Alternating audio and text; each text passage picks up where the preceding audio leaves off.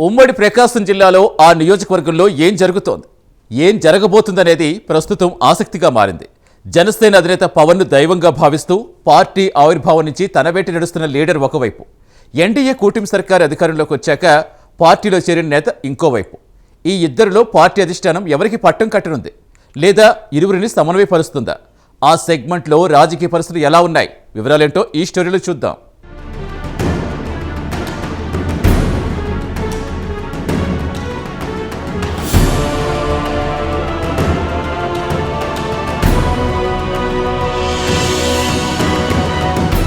ప్రకాశం జనసేన పార్టీలో ఆధిపత్య పోరు కొనసాగుతోంది. జిల్లాలో సీనియర్ నేత బాలినేని శ్రీనివాసరెడ్డి ఓ వైపు ఉంటే, పార్టీ ఆవిర్భావం నుంచే జనసేన అధినేత పవన్ కళ్యాణ్ తో కలిసి పయనిస్తున్న రియాజ్ మరోవైపు. ఈ వర్గాలలో అధిష్టానం ఎవరికి మొగ్గు చూపుతుందనేది ప్రస్తుతం హాట్ టాపిక్ గా మారింది. అయితే ఈ ఇద్దరు నేతల గురించి తెలుసుకుంటే కనుక, షేక్ రియాజ్ అంటే నేడు జిల్లా హుడా చైర్మనో లేక జనసేన జిల్లా అధ్యక్షుడిగానో కాదు. పార్టీ పుట్టినప్పటి నుంచి ఇప్పటి వరకు రియాజ్ జనసేన అధినేత పవన్ కళ్యాణ్ ని తన గురువుగా భావించారు. పార్టీ అధినేత ఇచ్చిన పనిని సమర్థవంతంగా చేసుకుంటూ ముందుకు వెళ్లడమే ఆయన పని. అలానే జనసేన అధినేత పవన్ కళ్యాణ్ కూడా రియాజ్ను తన సొంత ఇంటిలో మనిషిగా చూసుకుంటున్నారు. ఆయన కష్ట సుఖాల్లో భాగస్వామిగా కొనసాగుతున్నారు. అయితే మొదట్లో మెగాస్టార్ చిరంజీవి స్థాపించిన ప్రజారాజ్యం పార్టీలో చేరారు. పీఆర్పీ పార్టీ బలోపేతానికి కృషి చేశారు.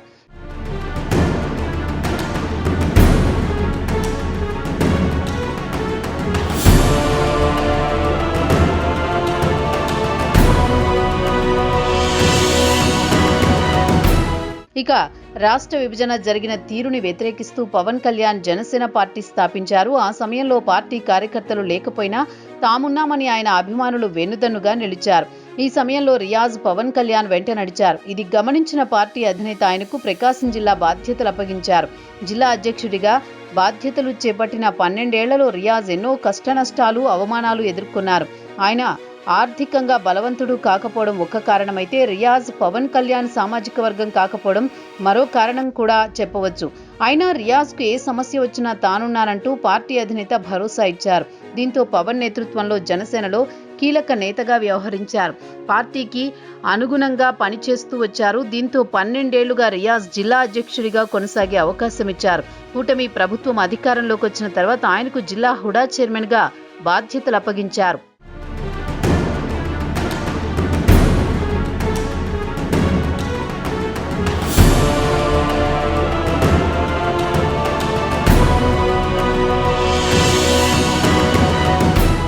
ఇక ప్రకాశం జిల్లా రాజకీయాల్లో గత 2.5 దశాబ్దాలకు పైగా మాజీ మంత్రి, జనసేన నాయకుడు బాలినేని శ్రీనివాసరెడ్డి ఓ వెలుగు వెలిగారు.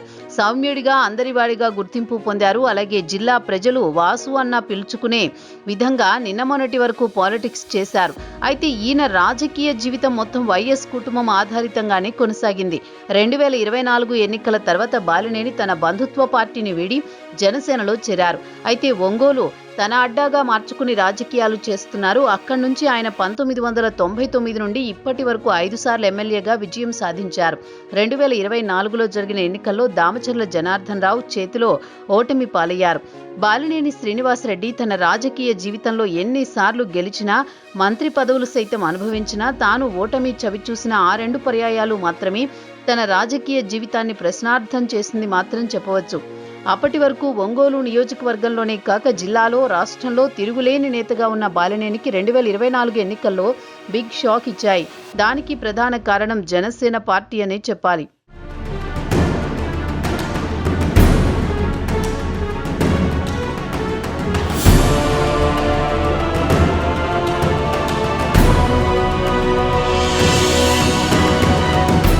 టీడీపీ ఒంటరిగా పోటీ చేస్తే బాలినేనిపై గెలిచే అవకాశమే లేదు. 2014 ఎన్నికల్లో జనసేన ఎన్డీఏ కూటమి పార్టీగా ఉండడంతో తొలిసారిగా శ్రీనివాసరెడ్డి ఓటమి చవిచూశారు. రెండోసారి 2024లో జరిగిన ఎన్నికల్లో కూడా కూటమి పార్టీలో జనసేన ఉంది. దీంతో తన ఓటమిని ముందే గ్రహించిన బాలినేని ఎలాగైనా గెలవాలనే కృత సంకల్పంతో ఎన్నో ప్రయోగాలు చేశారు. అయినా అవన్నీ కూడా బెడిసికొట్టాయి. గత ఎన్నికల్లో ఆయన ఓడిపోయారు. దీంతో బాలినేని రాజకీయ భవిష్యత్తు ప్రశ్నార్థకంగా మారిందని చెప్పొచ్చు.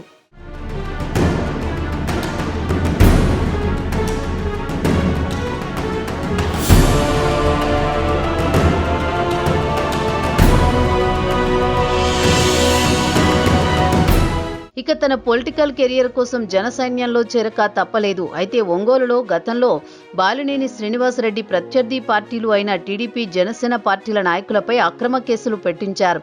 అలాగే తన ప్రత్యర్థులను అనేక రకాలుగా ఇబ్బందులకు గురిచేశారు. సీన్ కట్ చేస్తే కూటమి అధికారంలోకి రావడం, ఆయన జనసేనలో చేరడం చకచకా జరిగిపోయాయి. ప్రస్తుతం ఆయన జేఎస్పీలో కొనసాగుతూ కూటమి పార్టీ నాయకులను లెక్క చేయకుండా ఒంగోలు ఆధిపత్య పోరుకు దిగుతున్నట్టు ప్రచారం జరుగుతోంది. అయితే జనసేనలో బాలినేని రాకను ముందు నుంచే పార్టీ జిల్లా అధ్యక్షుడు రియాజ్, ఎమ్మెల్యే దామచర్ల జనార్దన్ వ్యతిరేకించారు. కానీ అధిష్టానం తీసుకున్న నిర్ణయానికి వారు ఏం చేయలేని పరిస్థితిలో ఉండిపోయారట. ఒంగోలు సెగ్మెంట్లో మాత్రం బాలినేని ఆధిపత్యానికి అడ్డుకట్ట వేస్తూ ఆయనతో కలిసి రాజకీయాలు చేయడానికి వారు ఇష్టపడట్లేదట. దానికి బాలినేని ఎత్తుకు పై ఎత్తు వేస్తూ జిల్లాలో కీలక నేతగా ఉన్న రియాజ్ వ్యతిరేక వర్గాన్ని చేరదీసి తన బలాన్ని పెంచుకుంటున్నారట. దీంతో జిల్లా రాజకీయ పరిణామాలు వేగంగా మారుతున్నాయి. పాతవారిని కాకుండా కొత్త పార్టీలో చేరిన బాలినేనికి జిల్లాలో పార్టీని బలోపేతం చేసే బాధ్యతలను పవన్ అప్పగించనున్నట్లు ప్రచారం జరుగుతోంది.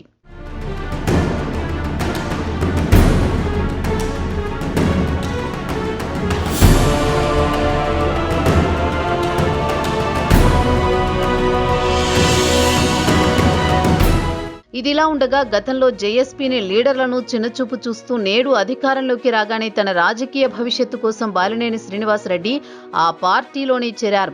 కానీ జిల్లాలో ఆయనతో వచ్చిన వైసీపీ కార్యకర్తలు కూడా లేరట.